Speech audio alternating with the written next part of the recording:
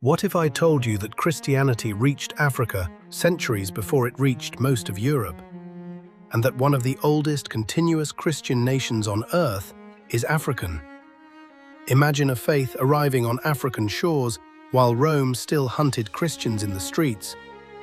Imagine African bishops shaping the doctrine the world still debates. Imagine a king in the highlands of Ethiopia raising the cross as the faith of his empire, long before many European kingdoms fully Christianized. This is not a colonial story. This is not a missionary story from the 1800s. This is how Christianity came to Africa, told the way history actually happened. Before we begin, subscribe to African Storyverse and click the notification bell, because every week we uncover the forgotten giants who shaped Africa. To most people, Christianity in Africa begins with European ships, colonial flags, and foreign missionaries. To them, the cross arrived with conquest. But here's the surprising truth. By the time Portuguese traders reached West Africa in the late 1400s, African Christianity was already more than 1,400 years old. Egypt had already given the world monasticism. Carthage had already produced some of the sharpest Christian minds in history. Aksum had already made Christianity the religion of an African empire. Nubian kingdoms had already raised churches along the Nile. The world forgot to tell you that Africa was not waiting for the gospel. Africa helped carry it. Christianity reached Africa first in Egypt around the middle of the 1st century. Tradition holds that Mark the Evangelist brought the faith to Alexandria. There, in one of the greatest intellectual cities on earth, the Church of Alexandria was born, one of the 5 great patriarchal seats of early Christianity. At first, the community was largely Greek-speaking, but Africa does not merely receive ideas. Africa transforms them. By the end of the 2nd century, scripture and liturgy were moving into local Egyptian languages. The faith was no longer only a whisper in a port city, it was becoming African. From Alexandria rose the catechetical school, teachers like Clement and Origen wrestling with God, Christ, and creation in the fire of African intellect. And faith in Egypt was proven in blood. Under emperors like Decius and Diocletian, persecution swept the land. Many fled into the desert. When the violence eased, some never returned. They stayed among the rocks and the silence, not to escape the world, but to seek God with their whole lives. That desert decision became one of Africa's greatest gifts to global Christianity: monasticism. From Egyptian caves, the monk's path traveled to Europe and beyond. The first great laboratories of Christian prayer were African. While Egypt burned with desert holiness, another fire rose in Roman North Africa. Around Carthage, Christian communities grew. From this soil came leaders who did not merely follow the faith, they defined it.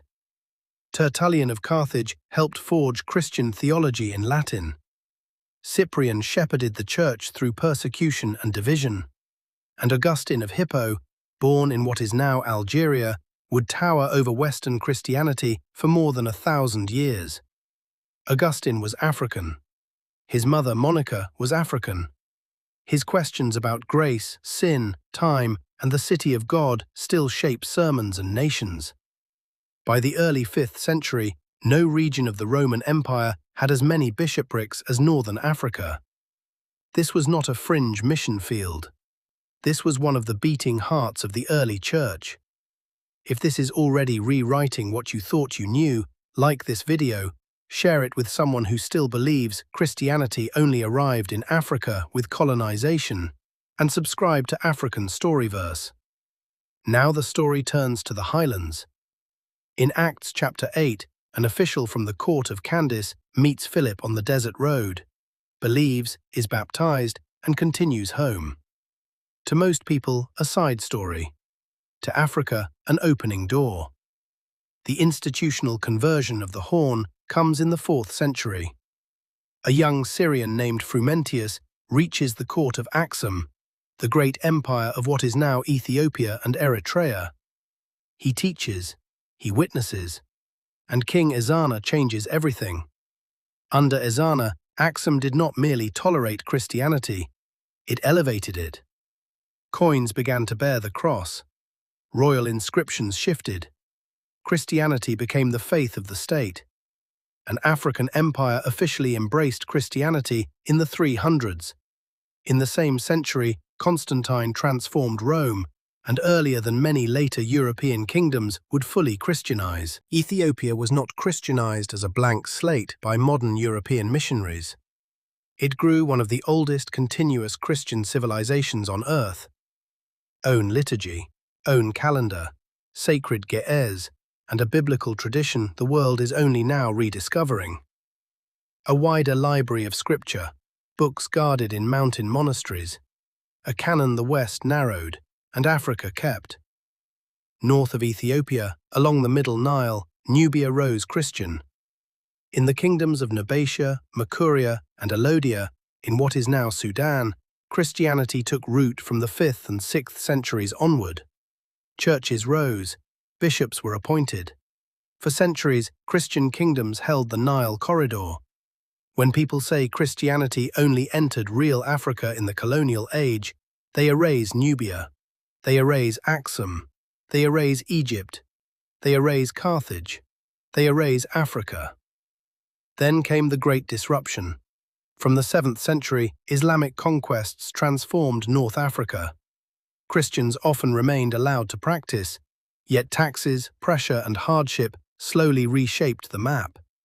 Much of the old Christian Maghreb faded from majority status. But Africa did not surrender its Christian memory. In Egypt, the Coptic Orthodox Church endured. In the highlands, Ethiopia survived as a Christian kingdom. At Lalibela, churches were carved downward into living rock, a holy city cut from the bones of the earth. Ethiopia preserved a unique biblical world, manuscript culture, mountain monasteries, liturgy and distance guarding treasures of Christian memory. Yes, much later, new waves came. In the late 1400s, Portuguese Catholics reached West and Central African coasts. In the Kingdom of Congo, African Catholicism took historic root. In the 18 and 1900s, missionary movements spread the faith widely through Central, Southern, and parts of West Africa. Those chapters matter. They changed nations, but they were not the beginning. To start Africa's Christian story with colonization is to begin the book in the final chapters and tear out the opening. Africa had martyrs and monks. Africa had theologians who taught the world how to speak about God. Africa had Christian kings when much of Europe was still being converted, tribe by tribe. Christianity did not arrive in Africa as a stranger in the modern age. In several of its earliest and most influential forms, Christianity was already African. So the next time someone says Christianity is only a colonial import, remember Egypt's deserts, remember Carthage's bishops, remember Augustine's African mind, remember Ezana's cross-stamped coins, remember Nubia on the Nile, remember Lalibela and the manuscripts in the mountains. Because sometimes the greatest chapters of history are the ones most people have never been taught. Christianity came to Africa in the first generations of the faith. Africa did not just receive the story. Africa helped write it, protect it, pray it, and pass it on.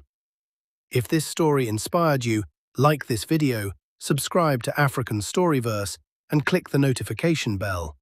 Because Africa's greatest stories are only just beginning. Tell me in the comments which part shocked you most. Egypt, Aksum, Nubia, or North Africa's theologians? Don't forget to like this video, subscribe to African Storyverse, and hit the notification bell so you never miss a new story.